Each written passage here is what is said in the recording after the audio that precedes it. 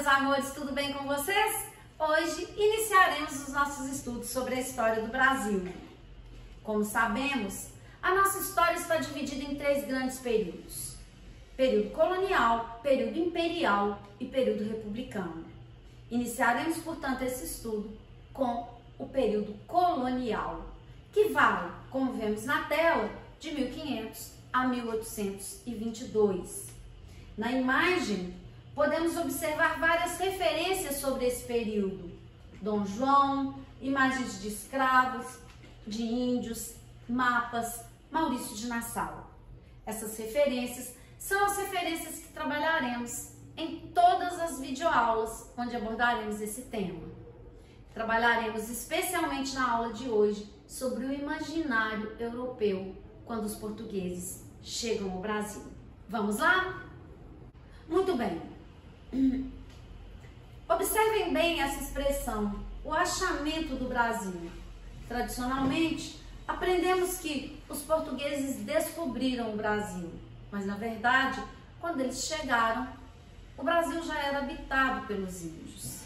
E isso nos leva a hoje utilizar a expressão achamento, que significa justamente que os portugueses, na verdade, não descobriram. Os índios já viviam aqui muito antes dessa chegada. E vamos abordar, portanto, o contexto que leva os portugueses a chegarem ao Brasil, a expansão marítima portuguesa. Como veremos no mapa a seguir, temos aí as principais rotas, como já estudamos na expansão marítima, as principais rotas que foram percorridas pelos portugueses. Chamamos atenção para o marco da expansão, a chegada em Ceuta, no norte da África, o contorno do litoral africano, o chamado Périplo Africano, a ultrapassagem do Cabo das Tormentas, que passou a ser denominado Cabo da Boa Esperança pelo navegador Bartolomeu Dias, em 1488, abrindo o caminho para se chegar às Índias. O navegador Vasco da Gama, em 1498, chega a Calicut, nas Índias, inaugurando o monopólio de especiarias orientais. E, por fim, a chegada dos portugueses ao Brasil, em 1500. Muito bem. Muito antes da chegada dos portugueses ao Brasil, obviamente, os espanhóis já haviam chegado à América. E foi necessário, uma vez que as duas principais potências presentes na expansão eram Portugal e Espanha, estabelecer tratados mesmo antes da chegada dos portugueses ao Brasil, como veremos no mapa a seguir. Esse mapa, ele apresenta duas das principais propostas diplomáticas que foram feitas entre Portugal e Espanha. A primeira, a Bula Intercetera, de 1493, que, como observamos no mapa, traçava um meridiano que, na verdade, a 100 léguas da ilha de Cabo Verde. De acordo com esse meridiano, os portugueses não ficariam com o Brasil. Os portugueses não aceitam a bula. Bem, em 1494, os portugueses propõem o Tratado de Tordesilhas, que garante o litoral brasileiro. Mas vocês podem me perguntar, mas como assim? Se em 1494 os portugueses ainda não haviam chegado ao Brasil, por que eles não aceitaram a bula? Aí que está. Os portugueses já sabiam da existência do Brasil e a insistência na assinatura do Tratado de Tordesilhas só comprova esse fato. Muito bem. Prosseguindo. Podemos utilizar, portanto, a partir do momento que os portugueses aqui chegam, o termo descobrimento ou conquista, descobrimento ou achamento. Vamos analisar do ponto de vista daqueles que utilizam o conceito de descobrimento e do ponto de vista daqueles que utilizam conquista. O termo descobrimento, ele pode ser utilizado quando eu penso em uma visão dos próprios europeus, uma visão heróica e dos grandes feitos dos navegadores. Esse aspecto, ele enfatiza a missão civilizadora dos portugueses e ele é justamente uma visão europeia, como eu já disse. Quando falo em conquista, eu tenho uma perspectiva dos próprios povos ameríndios, os povos indígenas, os povos da América, que ressaltam principalmente a destruição que os europeus representaram aos modos de vida desses povos que aqui habitavam. Esse encontro entre o velho e o novo mundo representou guerra, portanto, conquista. Longe de ser um processo pacífico, onde eu tenho aí um ato de descobrimento, um ato glorioso de descobrimento, o encontro entre esses dois mundos, ele representou fatalmente uma destruição para os povos que aqui habitavam. Muito bem. O Brasil foi então conquistado pelos portugueses em 22/4/1500. O líder da expedição marítima portuguesa foi o navegador Pedro Álvares Cabral, que muito pouco sabia de navegação. Pedro Álvares Cabral era, na verdade, um fidalgo, um nobre. Por que será que a corte portuguesa envia Pedro Álvares Cabral, que não era um navegador experiente, para a aventura que levou à conquista do Brasil? Muito simples. Os portugueses, como já falamos, já sabiam da existência do Brasil.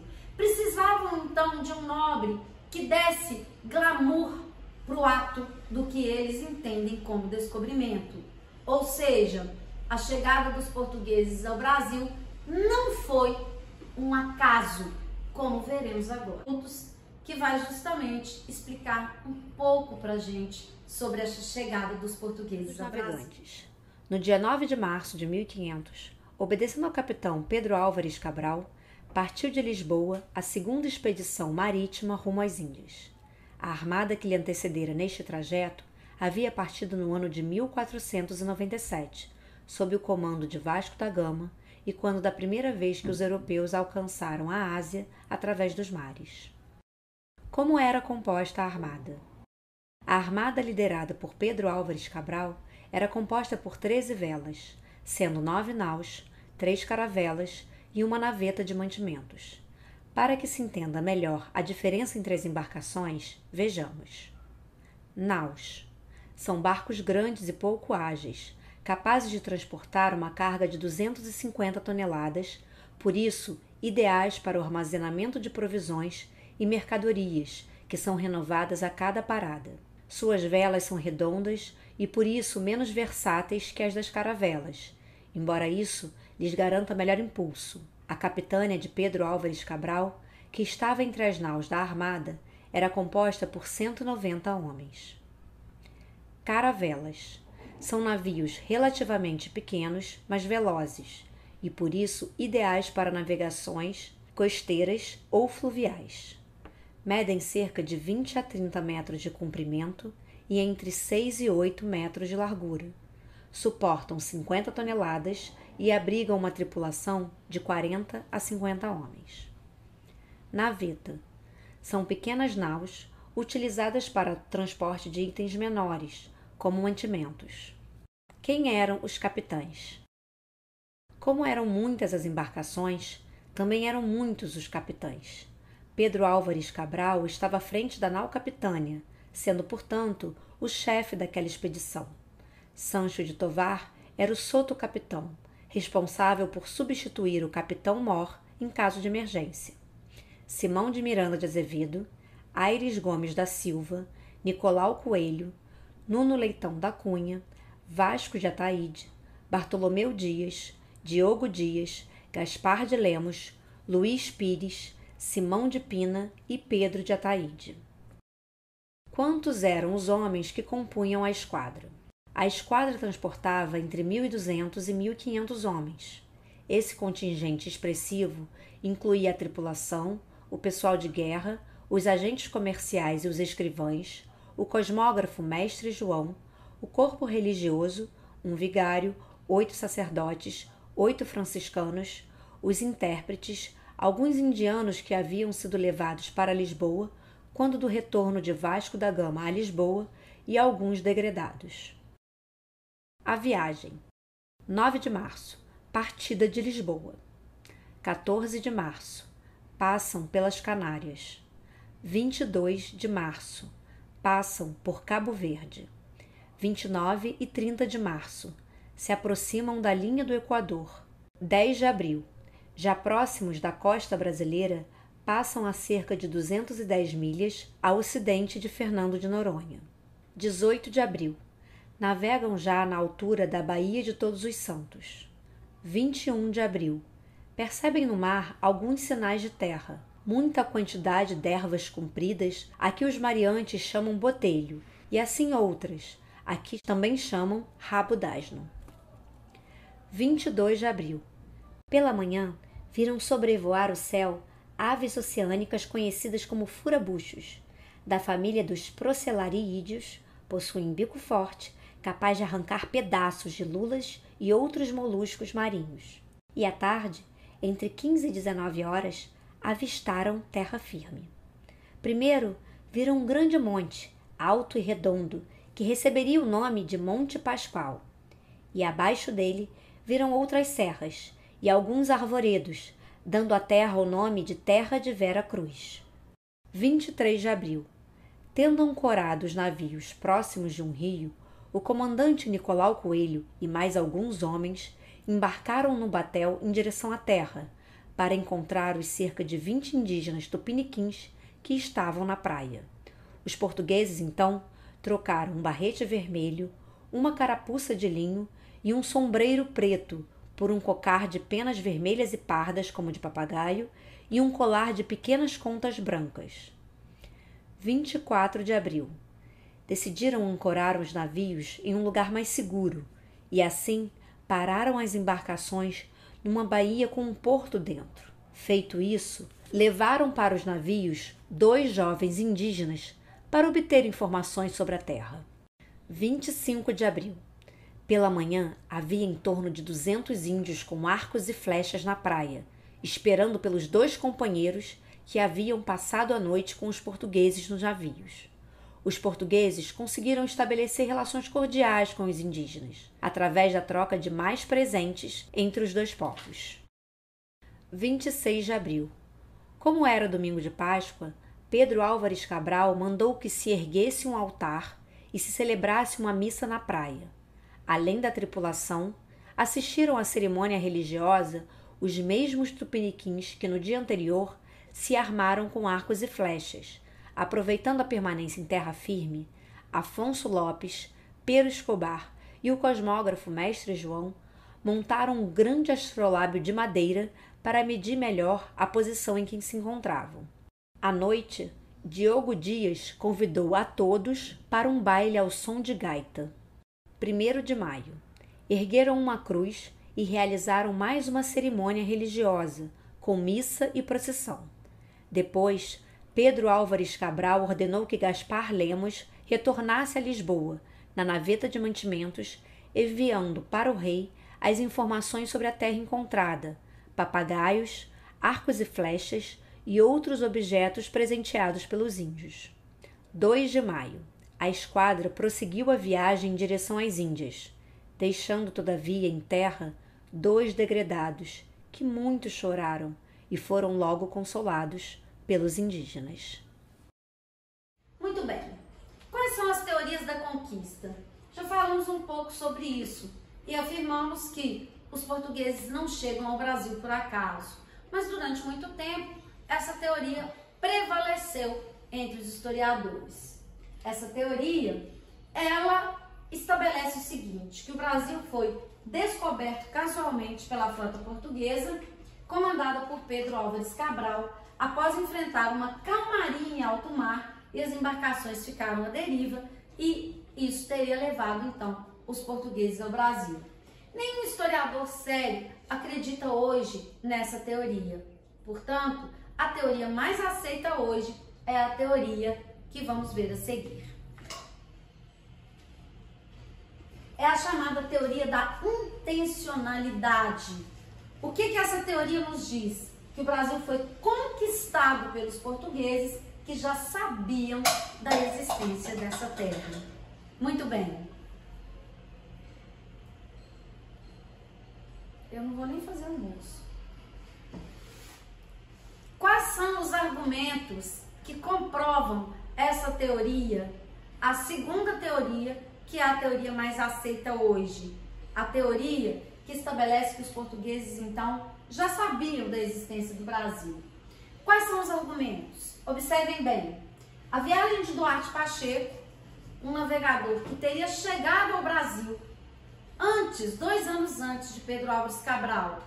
Ele chega em 1498, uma frota de 8 navios, sob o comando desse navegador português, atingiu o litoral brasileiro e chegou a explorá-lo à altura dos atuais estados do Pará e do Maranhão. Então, não há dúvidas hoje que Duarte Pacheco teria chegado ao Brasil em 1498. Segundo argumento, numerosa frota naval na expedição, 3 embarcações, eram 3 embarcações, o que comprova que os portugueses sabiam muito bem o que queriam. Terceiro argumento, o Tratado de Tordesilhas em 1494, como já falamos. Os portugueses não aceitaram a bula e propuseram o Tratado de Tordesilhas, que garantiam o litoral, que garantia aos portugueses o litoral do Brasil. Mas vocês podem estar se questionando, mas por que eles não reivindicaram então todo o território brasileiro? Porque, obviamente, embora eles soubessem da existência do Brasil, eles não sabiam da extensão do território. Essa expansão territorial, ela só seria feita ao longo de séculos de nossa história. Mais um argumento: experientes navegadores, cartógrafos e marinheiros portugueses nas embarcações. Apenas Pedro Álvares Cabral, como eu já disse, que era um nobre militar e navegador, funcionário da coroa, não era um exímio navegador. Todas as pessoas que vieram com Cabral, elas entendiam muito de navegação. O fato de colocar Cabral deu status ao feito do descobrimento. E por fim, o diário de bordo de Pero Vaz de Caminha. Esse diário de bordo, a análise desse diário, ela deixa muito claro que os portugueses já sabiam sim que existiam terras por aqui. Muito bem. O que os portugueses imaginavam encontrar? Vamos falar então desse imaginário europeu da América. Primeiro, em um momento inicial, os portugueses tiveram uma visão muito positiva das terras brasileiras, uma visão de um paraíso perdido. A Carta de Caminha, como analisaremos, ela nos diz muito sobre essa visão de encantamento dos portugueses nesse primeiro momento. Uma natureza exuberante, animais, um clima maravilhoso, os índios vistos como puros pelos portugueses. Essa visão muito cedo mudaria. A necessidade de exploração mudaria esse encantamento inicial para uma visão que é uma visão negativa. Então, a imagem projetada aí, ela vai justamente estabelecer essa visão de paraíso, que vai mudar no momento em que os portugueses percebem que haveria uma resistência dos índios em relação à exploração proposta por eles. O paraíso dá lugar ao inferno terrestre, ao inferno atlântico, a visão negativa. O índio que resiste é o índio selvagem, indolente, canibal. Ou seja, se em um primeiro momento a visão é positiva, logo depois, e pela necessidade de exploração, como eu já disse, ela se torna negativa. E aí estabelecemos uma diferença fundamental, muito cobrada nas provas de vestibular. A diferença entre canibalismo e antropofagia. Nós precisamos entender bem esses conceitos. Quando eu falo em canibalismo, prestem atenção, é um tipo de relação ecológica em que certas espécies de animais se alimentam de indivíduos da mesma espécie. O canibalismo, ele então pode ser definido dessa forma. Já a antropofagia, ela é praticada pelos grupos tribais no Brasil e revestir-se de um caráter exclusivamente ritual, ou seja, existe uma ritualística em torno da antropofagia. Acreditavam os índios que ao comer a carne de um inimigo guerreiro, iriam assim adquirir o seu poder, os seus conhecimentos e as suas qualidades. Ou seja, não existe uma intenção nutricional na antropofagia, mas, antes de tudo, ritualística. Então, os índios no Brasil, eles praticam rituais antropofágicos e não de canibalismo. Fiquem atentos a isso. Muito bem, aqui temos a imagem da primeira missa que foi rezada no Brasil. É um quadro do Vitor Meirelles de 1860. Esse quadro, ele é muito significativo do ponto de vista simbólico, porque explicita a relação da igreja com o Estado e a importância que era atribuída à questão da expansão da fé cristã, como veremos ao longo de todo o período colonial. Então, essa missa, ela simbolicamente, ela representa a importância da Igreja Católica como parceiro do Estado português no projeto de colonização.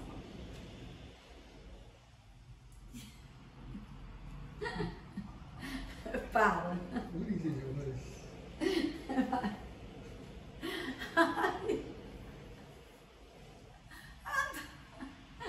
Bem, temos aí a carta de Pero Vaz de Caminha. Vale ressaltarmos algumas partes dessa carta tão fundamental, tão cobrada em todas as provas de vestibular. Só na prova de Ciências Humanas? Não, cobrada também na prova de Linguagens, porque antes de tudo tenho aqui um texto fundamental. Então vamos lá.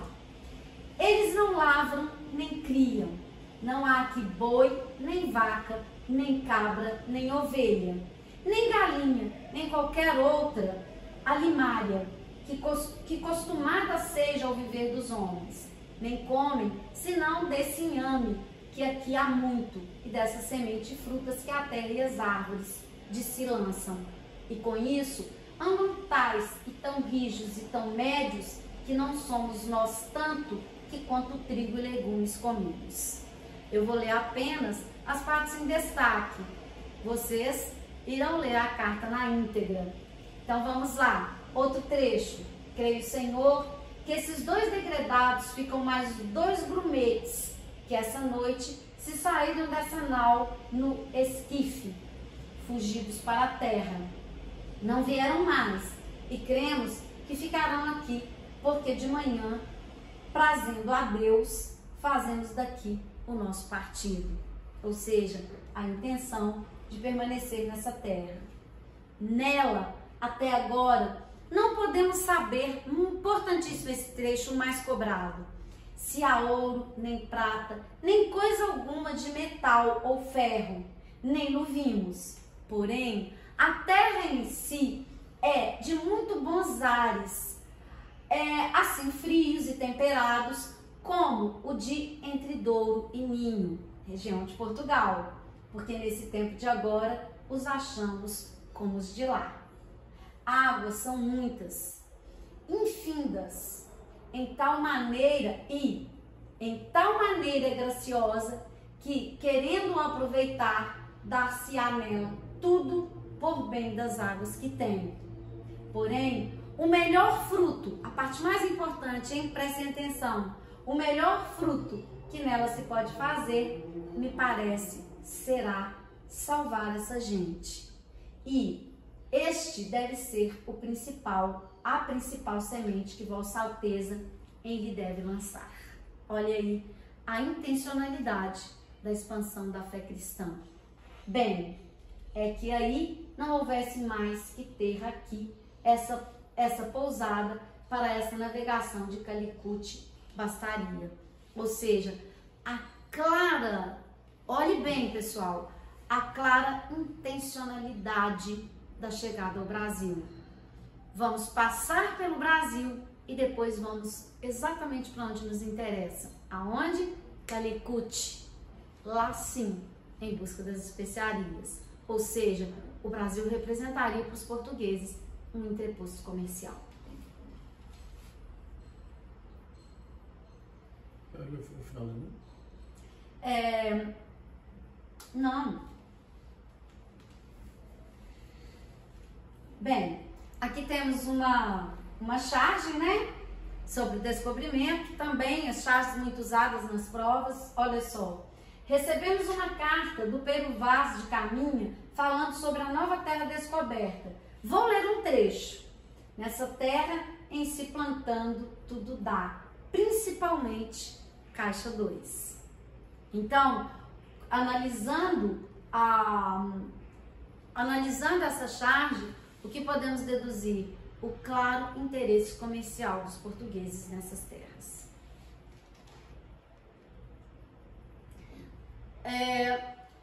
Na próxima aula, analisaremos o que os portugueses aqui fizeram. Até a próxima aula. Espero que tenham entendido, espero que tenham gostado. Um beijo para vocês.